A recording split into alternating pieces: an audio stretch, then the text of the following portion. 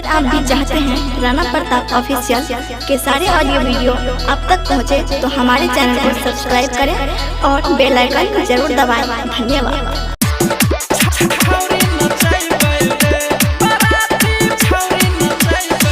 बजे डीजे बाजा भैया बनते दूल्हे राजा लबे खूबे सेल्फी हम आए। छोरी मोगी गोरे गोरे नाचे छे जोरे जोरे लेकर जब भाग हम आए। मुनमुन बिहारी छियो गे। खूब बजे डीजे बाजा भैया बनते दूल्हे राजा लबे खूबे सेल्फी हम आए। छोरी मोगी गोरे गोरे नाचे छे जोरे जोरे लेकर जब भाग हम आए।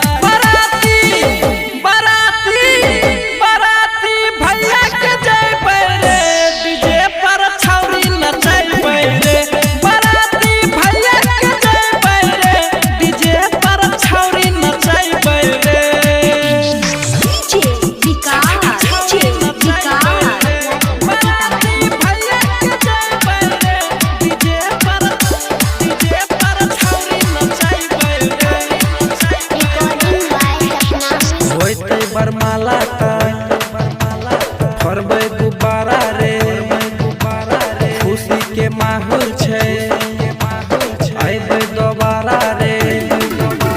होइते बरमाला त फरबे गुब्बारा रे, खुशी के माहौल छे आइबे दोबारा रे।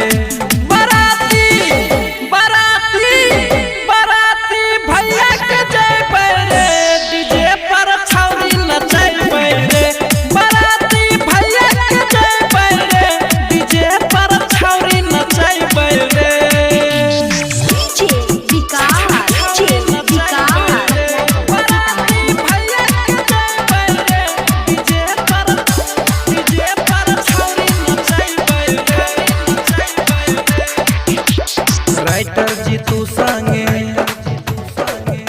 सिग्नेचर रे, ढके 5 साली के